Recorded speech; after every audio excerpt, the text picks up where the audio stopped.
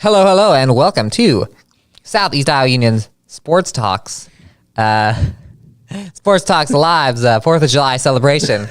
Dumping it on Hunter right now that we're all supposed to wear red, white, and blue like I did, like a responsible American. I don't see no red. We're not blue.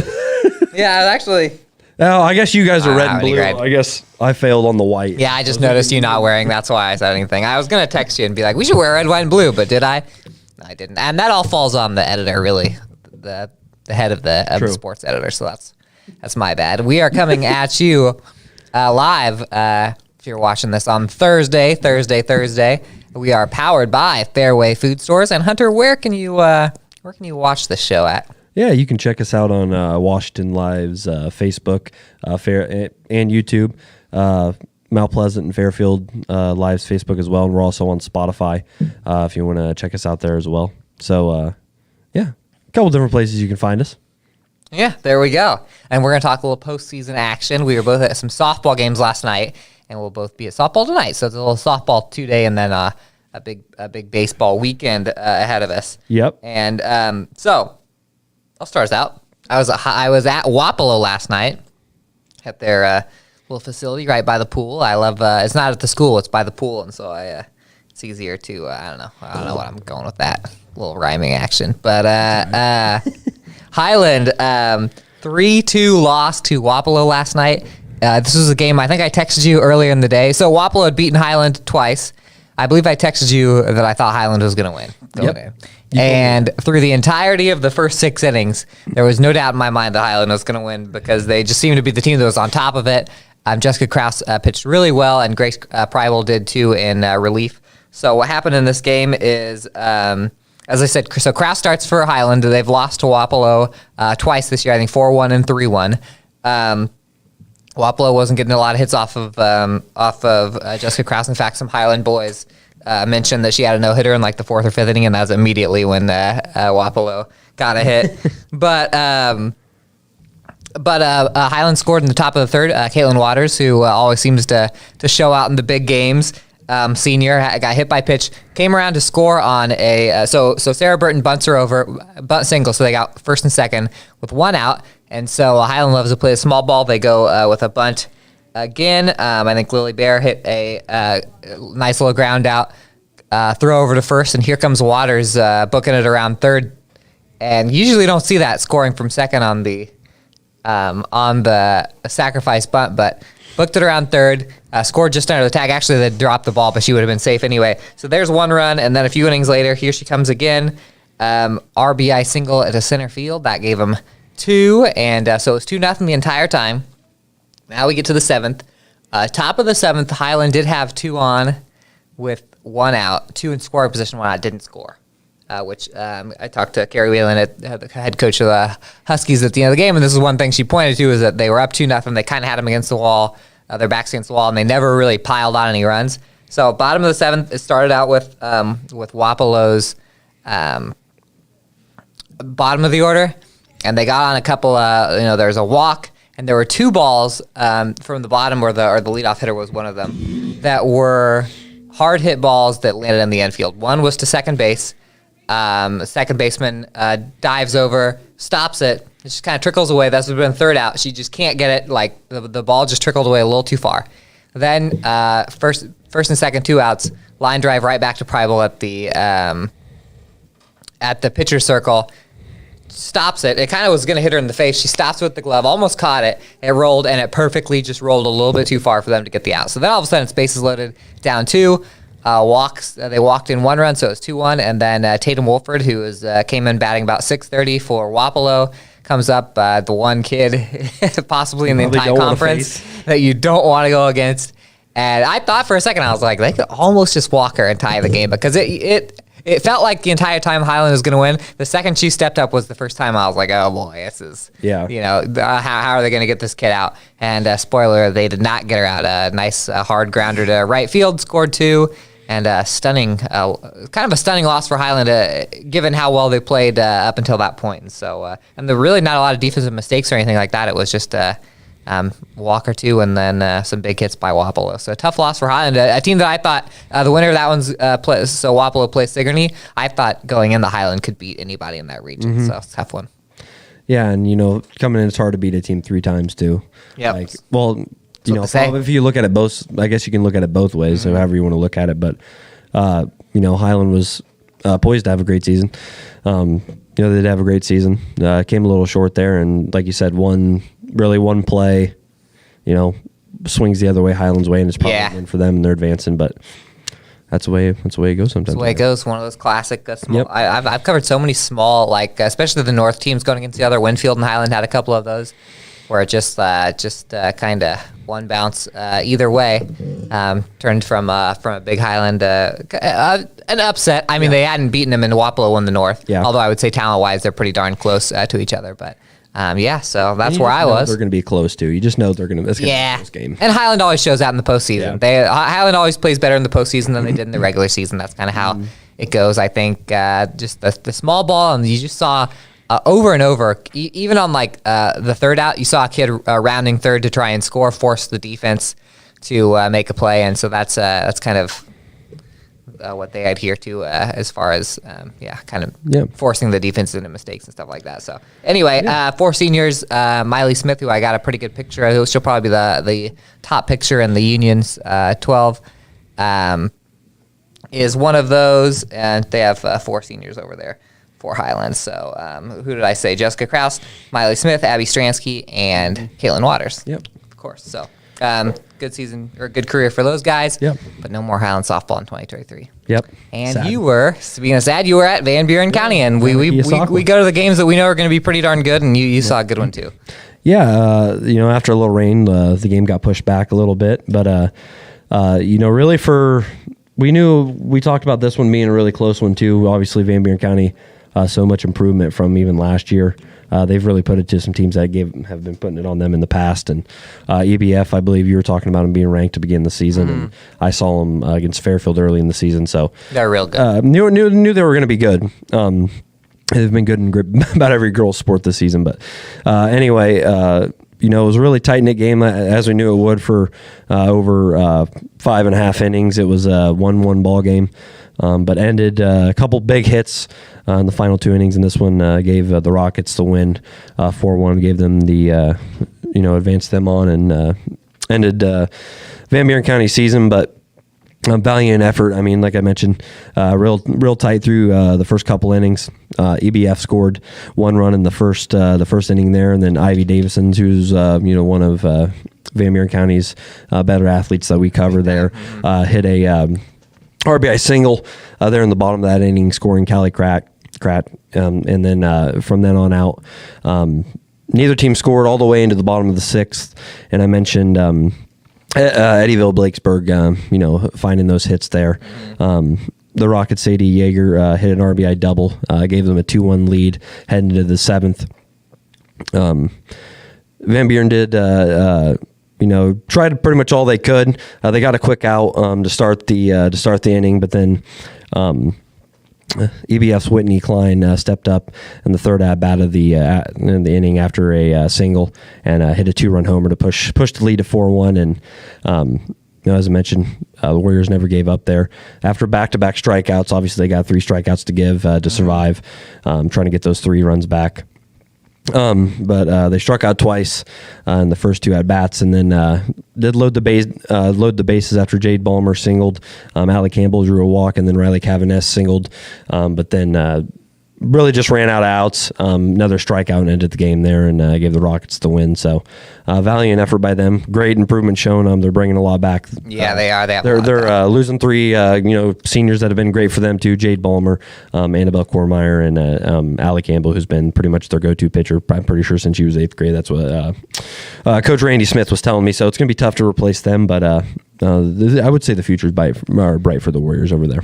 Yeah, I would too. They really just got a rough break on the brackets because Eddyville plays in the South Central Conference, which is a really good conference, a lot of ranked teams, and they didn't have a great record, so they threw them right there in the playoff game or the play-in game against Pella Christian, which wasn't a bad team either. Yeah. And so already you're like, man, it's a pretty stacked bracket. Speaking of that bracket, the number 1 seed, Regina, played Pekin, a 12-0 win for Regina in that one. No stats in for the Panthers so far. Of course, Pekin just got a win over Tipton, their first one of the year. Yep. In the kind of the play-in, they call them pigtails. During tennis, they call them pigtails because they kind of hang off the bracket. Yep. And the Cardinal Comets. So actually, funny enough, it was raining. It rained out the Van Buren County Winfield Union Columbus baseball game that was going to be taking place. You were going to double cover last night, but you didn't even know where you were going on Highway 34 because we said that if it rains out the softball game, you're going to be off to Eldon for the Cardinal softball game. Yep. So it turned out that they did hold off in Keosauqua, but you would have thought, okay, one in Cardinal, 4-1 win for the Cardinal Comets over West Branch. It was there was a solo homer by West Branch to start the game, and it was all Cardinal from that point out. Nicole McClure with 12 strikeouts, Cynthia Albert with a couple hits. Ava Farrell, Emma Becker, and Kinsey Hissam all had doubles.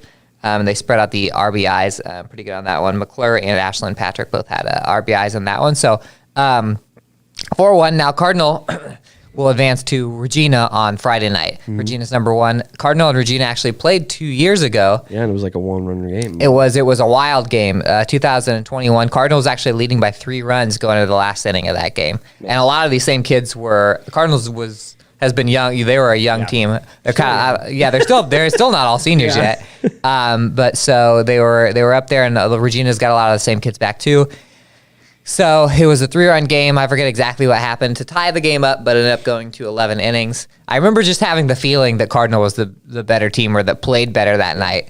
And so a little chance at revenge for the Comets at Regina. Obviously, they're really, really good, number one in the state. And looking at Cardinal, though, I mean, we've seen him play Davis County to one run. Yep. We've seen him play. Beat Sigourney. Beat Sigourney, who was number 6 or something. So the Cardinals are the real deal. Looking at the teams they've played, and they're in a tough conference too. So we put Cardinals also in that South Central Conference. We put Cardinal. I think the last episode or a couple episodes ago we talked about how Cardinal and Highland were they kind of turned into sleeper teams because they have some of the most talent in the area, and they just had the records just weren't as good as we had expected, but they still all the same kids playing. Cardinals like 500, but they're playing. Yeah, they're under 500 even. They played Davis County to one run, and Davis County's like 28-3 or whatever. Yeah. So I think I give Cardinal every chance in the world to win that game. Yep. Or at least make it a pretty tough out for Regina. And is that our last small school softball team is Cardinal now? Van Buren's out. Yeah, because all the other teams have been knocked out already. Yep. So Mid-Prairie. In Mid-Prairie. No, they got knocked out the other day. Yeah, they did. Yeah, no, they're no. Mid-Prairie's, that's not true. Mid-Prairie is still in. Is a 3A team, as is Columbus. Yep. So those are technically our small schools, but the matrix is jumbled Friday. A little bit because they play tonight. So small school, we'll talk about this later, but 3A is tonight, and I forget that they're in the same class as Washington and Fairfield. So Columbus and Mid-Prairie, who are small schools, are still Columbus, Waco, and they're still small schools, but our 1A and 2A wise, we still got Cardinals. So. And you guys still have us for another 20 or so minutes. But before you can do that, we got to send you to commercial. So we will be back, and we're going to talk a little postseason baseball. Not as many games because of the rain out last night, but we'll talk all the postseason baseball from last night. Federation Bank is a locally owned bank providing award-winning customer service. We believe that we are more than just a federation of banks, but a federation of communities, serving Brighton, Richland, Wellman, Washington, Iowa. Federation Bank's highly skilled staff is here to make sure you are able to accomplish your personal and professional goals, whatever they may be. Federation Bank, your family bank. Hospice isn't a place, it's a type of care that focuses on living. Servicing a 7-county area, the Hospice of Washington County staff of nurses, social work, hospice aides, spiritual and grief support, volunteers, music and massage therapists are able to provide free end-of-life care where the patient lives. We write wills, give consent for organ donation, but rarely is there a plan for what we would want the final phase of our lives. At Hospice of Washington County, we encourage our patients to be in charge of their healthcare decisions while maintaining quality of life. Unbelievable amount of devastation. I've never seen anything like it. We had a beautiful barn that was gone in 20 minutes. Farm Bureau stepped up right away and said, hey, we got you and we'll be there for you. We were taken care of. Now we could get on to repairing and rebuilding. I tell everybody about Farm Bureau. we're fortunate to say we have good coverage with good people doing it. Contact Farm Bureau agents Tony Starr and Mike Welcher in Mount Pleasant today. Tammy takes the time and has the personal interest in each one of us. I don't worry about what's going to happen because I know my policy is taken care of. She pulls what I need and puts it together, which is the program I get from her. Every year she calls around September or so and says, there's changes again, and I'm going to do the best thing for you. It's been perfect. She does a great job. At the Capper Auto Group, we put our customers' needs first and understand that everyone is as different as the vehicle they select. We offer new Ford, Chevrolet, Buick, GMC, Jeep, Chrysler, Dodge, and Ram vehicles in a friendly environment that puts you in the driver's seat. When it comes to service, we maintain factory-trained technicians and competitive pricing. The Capper Auto Group still believes that service after the sale provides the best customer experience. Come see the Capper experience for yourself. When you aspire to be a dancer, you are both an artist and an athlete. Your strength combines with beauty and grace seamlessly. Your efforts result in enhanced coordination, the ability to cooperate and compromise with others, and the confidence to perform in front of an audience. Not to mention the fun you will have and the lifelong friendships you will develop. We are enrolling now for fall classes, and we would love to see you shine like the star that you are. Join us for Dance and Tumbling at Stairway to the Stars. Please visit our website for online registration. Hello, hello, hello. Welcome back to Southeast Diving and Sports Talk Live. I noticed my hair's a little messy today. I was in a 5K this weekend. You know that? I saw you. Finished just outside of the top 400. If I don't survive. Yep. Tweeted out. Hey, if this might be it. I didn't feel very confident going into it, but I had a little. We kind of dressed up a little bit, and I had some hair gel, like some real cheap Walmart hair gel for like $2.50, and I just gooped it in my hair, and it hasn't really fell back in the right place. Oh, no. Also, my wife threw it out in the yard today. I noticed she took it out. I think I left it in her car, and so she just took it and chucked it into her backyard. Found it walking. I was like, got my hair goop. I might use that later in the week. You never know when you're gonna need it. Slick it back. Slick it back. Yeah. Anyway, I was gonna do another show quote that nobody gets, so I'm not going to do that anymore. We're going to talk a little about baseball here on Southeast Diving Union Sports Talk Live, powered by Fairway Food Stores. By the way, everyone, go visit all of the advertisers down here. Hey, I'm going to only be in Burlington tonight. I should go over to Fairway. Yeah, get over to. I like the Fairway in Burlington. It's kind of like tucked off behind Buffalo Wild Wings, I believe. Yes, we area. Get some wings. Yeah, you should. Anyway, yeah, Fairway, the best. What was I gonna say? Oh, I was talking about baseball. We're talking about baseball. I was trying to transition over to what we were talking about. We jumped around. I started talking about Fairway and all the good stuff there, and I just kind of forgot about it. But you're gonna talk a little baseball. We had small school baseball. Hunter was supposed to go to Van Buren versus Winfield Mountain Columbus. That was postponed to tonight, so it hasn't happened yet. But we still got some games in. So tell us about it, Hunter. Yeah, we've got number 2 Mid Prairie Class 2A over there in District 9 in Class 2A, getting a pretty dominant win there in the first round. They completed the regular season sweep of Wilton, and last night took care of the Beavers once again, 10-0 in 5 innings. Golden Hawk ace Colin Miller was dialed in all night long. They had it going at the plate as well. Brady Weber gave the Hawks the lead with an RBI single, scoring Alex Bean there in that first inning, and they would never lose. They scored in every single inning, and then on the night, 2 more crossed home. In the second as Bean hit a 2-out, 2 RBI single, scoring Kane Brown and Miller. And then in the third, Cameron Pickard was walked with the bases loaded to score Gentry Boatwright, or Bontrager, and Brown hit a sacrifice fly in the next at bat to score Joe Hall. Put them up 5, and then really capped it off in the fourth. 7 Golden Hawk batters came to the plate, and that turned into 4 runs. capped off at the end of that inning with a 2 RBI triple by Joe Hall, and then he scored himself on that play with throwing error, making it a 9-0, and then Dylan Henry scored Carson Grout on a base hit in that fifth inning to end it after 5. Finished it walk-off. Yep, and then Brady Weber, 3 for 4 with an RBI. Dylan Henry, Brock Harlan both had 2 hits with 1 RBI each. Alex Bean, Joe Hall each finished with a hit and 2 RBIs. Kane Brown, Carson Grout, Colin Miller all had 1 hit, with Brown picking up 1 RBI, and Cameron Pickard had an RBI as well. And the Colin Miller talked about how good of a pitcher he is. Through a complete game, allowing just 2 hits with 7 strikeouts there. And the Golden Hawks will advance to the district Class 2A District 9 title game against Durant, a team they did sweep in 3 games during the regular season pretty handedly.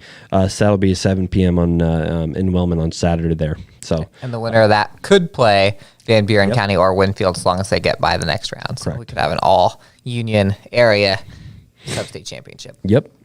And then another game of the night, we had New London, who beat Highland in the first round, matched them up with the matchup with number 8 Notre Dame. Actually, it was a pretty good game through the in the regular season. I believe it was 8-5, I think, if I remember right, something like that. The regular season matchup, but all Notre Dame in the playoff action here. 12-0 for the number 8 team in Class 1A. It was a tough night for the Tigers defensively. This one, 9 total errors by them in this one. Notre Dame, lead right out the gate, pretty much put a run on the board in that first inning. Leadoff hitter Landry Haber-Richter reached second on a fielder's error, and then later crossed home on a throwing error in the next at bat. New London was able to kind of limit the damage to just 1 run in that first inning, but because Brendan Ritchie was on the mound, kind of New London's, I'd say New London's ace. Yeah, definitely. There. But in the second, really blew the game open. The Nikes did 7 runs there on 3 hits, 3 Tiger errors. Caden Schwinker gave the Nikes the biggest jolt, you could say, in that inning with a bases loaded 3 RBI triple there. And then by the end of that inning, New London trailed 8-0, and it was pretty much, one of those instances where if a team's that good, just not your night, pretty much. Yeah. Until that have to come back from. Yeah. And then after a scoreless third, Notre Dame scored 4 in the fourth, really to end it. And Memphis Watson, Cale Westerback each notched 1 hit. Just 2 hits for the Tigers, and that one's a tough one there. And they end their season 8-15, and Notre Dame will move on to face Moravia, who has been playing pretty well at 7 p.m. on Saturday in that district final. So. Yeah, that'll be an interesting. And so I saw New London knock out Highland a few days ago, and it was Brendan Ritchie for New London and Ethan Paisley for Highland. So ace versus ace, and they could both pitch up to 90 pitches and still be able to pitch for the second round. So you knew they were going to be able to pitch because there's days in between, and so you knew they were both going to be able to pitch deep into the game. And Brendan Ritchie threw a complete game shutout in that, and Paisley's only run came on a little dribbler that turned into a little league triple, and then scored on a wild pitch. So it was definitely a pitcher's duel. And then you also saw Keota beat Pekin. Yep. And a big reason Keota beat Pekin in that round was because of Aiden Anderson, who they had back on the bump. Yep. Against Hillcrest Academy, and obviously Hillcrest is the top seed in that district, the favorite to go on to play Burlington Notre Dame. They're still a favorite because they pull out a 4-3 extra inning win. It went to 8 innings last night. Aiden Anderson pitched really well for Keota. They had a 1-run lead. Hillcrest came back and got 3, I think in the 5th there, and then immediately the next half inning, Keota came back, got 2, so it was tied up until the extra innings, and then 2 outs in the bottom of the 8th, and it's Hillcrest Academy getting the game-winning RBI. So the Ravens are into the semifinals, 1 game. So the district championship. I almost don't like that they call it the district championship because they sub-state them out before. Right. They used to district them out, and then they went against. Because it sounds it kind of was weird. It sounds like it's a way. It almost sounds like it's the game to go to state when you say it like that. It does. It does. So But I don't then like really that they call it's it what that. the sub-state final to make it. Yes, is really, what it is. it's the sub-state semifinal, the district semifinal. Yeah. But because they put the teams in the sub-state before they do the brackets, I don't like. Anyway, that's. I get you. No. How's it go? Nor here, nor there. Yeah, nor here, nor there. Nor anywhere. So I mentioned Aiden Anderson threw a pretty solid game, 7.1 innings. He threw the entirety of the 110 pitches that you need before he had to get pulled.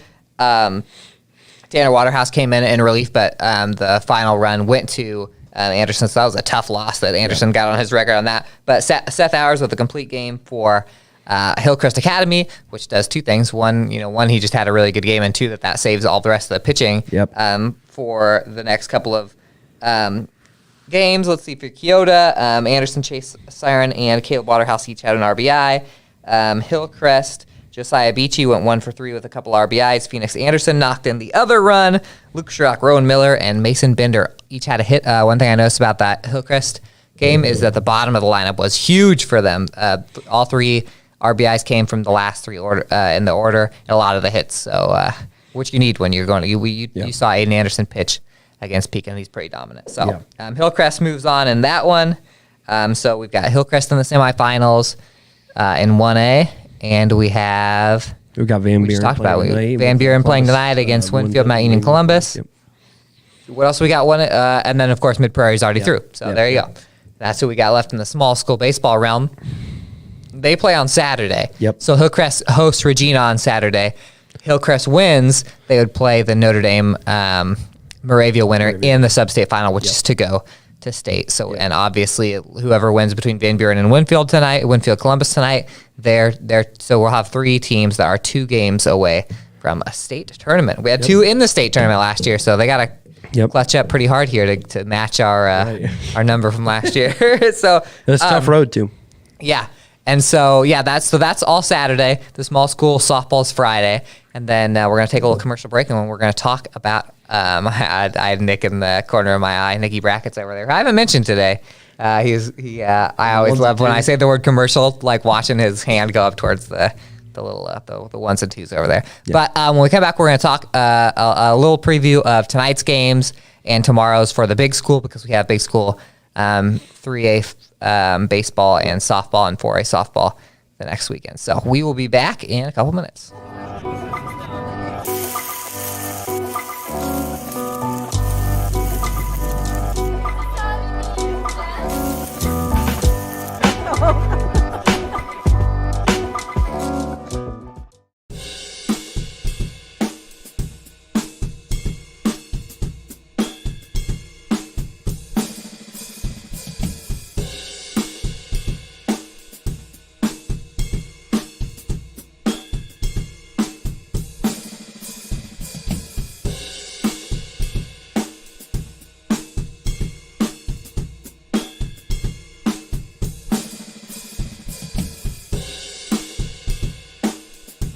Family owned and operated by Andy and Sarah Ross, Ross Auto has been your vehicle repair and maintenance headquarters since 1935. We specialize in all makes of cars and light-duty trucks. With our variety of available services, let us help you keep rolling and your vehicle operating efficiently.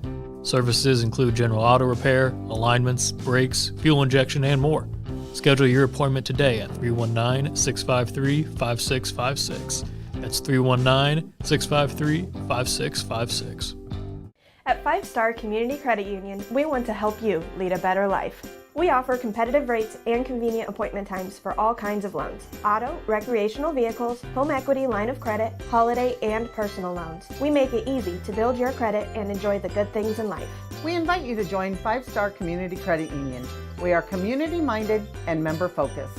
Come visit our locations in West Burlington and Mount Pleasant, or online at 5starcu.org. Federally insured through the NCUA, Equal Housing Lender.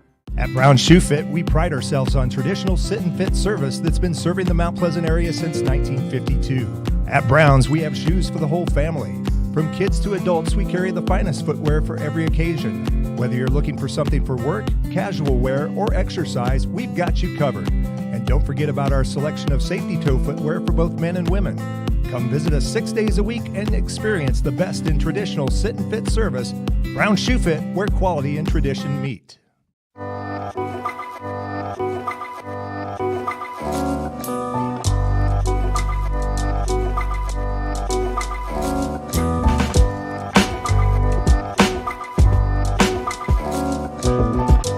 Bring the kids and share the memories from steam engines, antique cars and trucks, tractors, gas engines, and horses. Maybe your memories are of great food from the North Village to the Log Village, or learning how to square dance over at the Dance Barn. This is the place where memories are made. Make plans now to enjoy the history of the past at the 2023 Midwest Old Threshers Reunion, August 31st through September 4th in Mount Pleasant. Visit oldthreshers.com for more details. Welcome back, Southeast Iowa Union Sports Talk live, talking postseason on this July 4th, post-July 4th. Well, it's post-July 4th by 6. I was going to try and make Eve. I was going to say July 4th, Eve. But then my brain said, no, then you're going back in the week. Then you're going like, you're never going to get to July 6th. But July 6th, 2023, a special Thursday edition.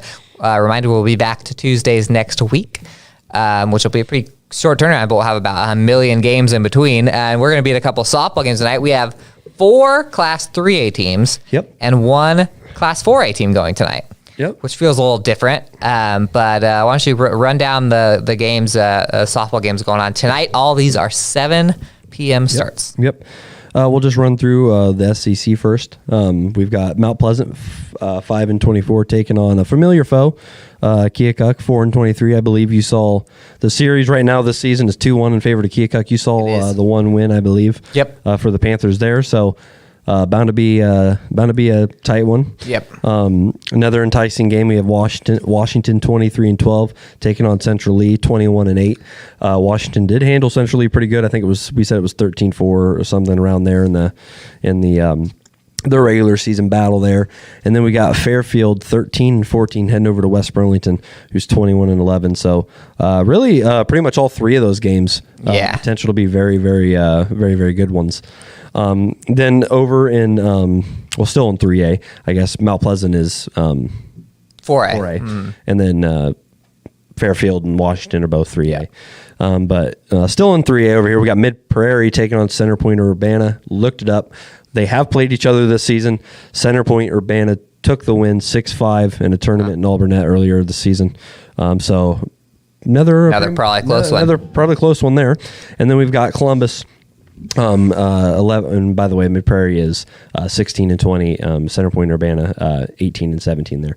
And then we got Columbus also in Class 3A 11-9 taking on West Liberty 19-11. West Liberty played some tough opponents. Got some pretty good wins. Beat Regina, number 1 Regina, Class 2A there once. So but it's a tough softball. Really shaking up between all 5 of these games to be pretty good ones. Yeah, I think all of them could be really close. So I'll be in Washington. You'll be in West Burlington. I think that your game, you don't get 2 pitchers I think that good going in this early in the playoffs. Yeah, Lauren Summers from West Burlington, Cody Engel from Fairfield. That is going to be an absolute war in West Burlington. I like their field, too. Yeah, they got a cool field.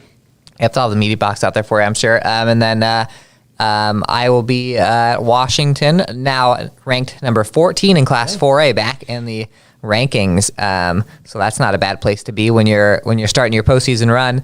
Washington and Fairfield are in the same bracket, as is Columbus. Washington's up towards the top. If they win, as one of us gets to take a road trip to Davenport next week to watch them play at Assumption. And then if Fairfield can beat West Burlington, having some mic problems over there. They're very squeaky today. I noticed that too. I was like trying to grease these things. And maybe everybody else doesn't play like moving around like we do. Yeah, probably. So they're stoic, and so they get a little rusty. But and then Fairfield. So if Fairfield and Columbus would both win, they play each other. Mid Prairie's in a totally different region. Right. So yeah, that's going to be exciting stuff tonight. And then baseball wise, we have 2 Class 3A games tomorrow night. The reason we don't have 3 is because 2 of our 3 teams are playing against each other. Fairfield and Mount Pleasant. Fairfield's got the 2-1 series lead in that. They will play in Mount Pleasant, and Mount Pleasant got the higher seed because of overall record. That's Friday night at 7 p.m. So I think that's going to be, right down to the wire. That's one of the better rivalries we have in this area. And then Washington's up at North Scott. Now Washington's playing Davenport Assumption tomorrow night. Washington fans, don't go to Davenport. Go to North Scott because that's where the game is. You ever been burned on that, going to the wrong place? No, because I always double check, and then Yeah. sometimes I'll think about like, oh, I need to go here, and then I'm like, oh wait, I better double check, and then it's like, oh, it turns out I need to go here. I showed up to Mount Pleasant High School one time about 15 minutes early for the game to Fort Madison, and I noticed there weren't any cars in the parking lot, and I just had to book it because the game was in Fort Madison. And I don't know what, I think it was one of those things where they're kind of even teams, and I just assumed it was in Mount Pleasant, and then my brain just malfunctioned. And so I literally just had to it was like Fast and Furious movies. I didn't speed, obviously, cops watching, but I had to get down to Fort Madison and got there right at the end of the first set. Remember, I was going to go to tennis, and then we had I set myself up to get there right pretty much, 10 minutes before. And then it turned out that it was in Waterloo, and I was like, well. Oh, yeah, that's right. I sent you up to Iowa City for tennis this match might spring. be over by the time I get Yeah, we got that. That's true. That happens. Yeah. Everybody can't get them all. You can't always show up at the right place.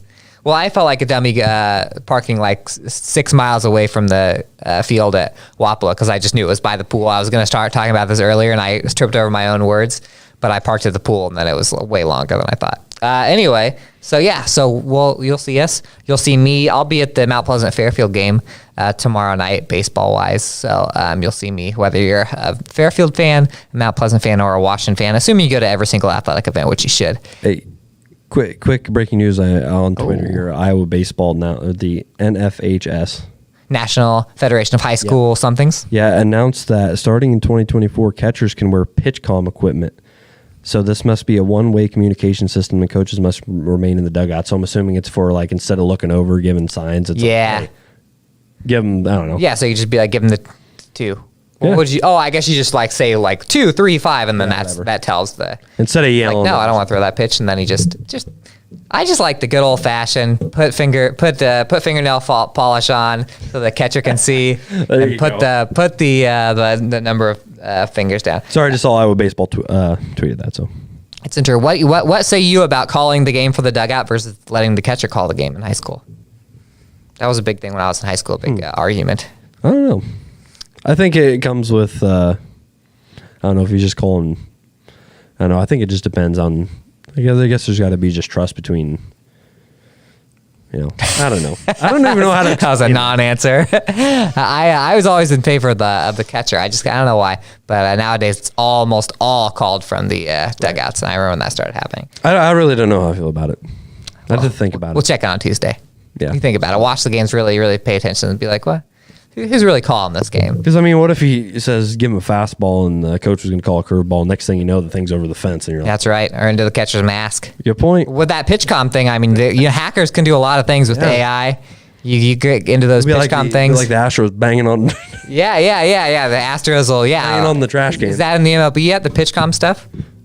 Yeah, it is. Oh, yeah. The Astros will figure out a way. They'll AI the catcher's voice, and then I saw LSU baseball won the College World Series. They were probably doing a lot of that stuff. Anyway, throw back to a previous episode. Do we have anything else to talk about, Hunter?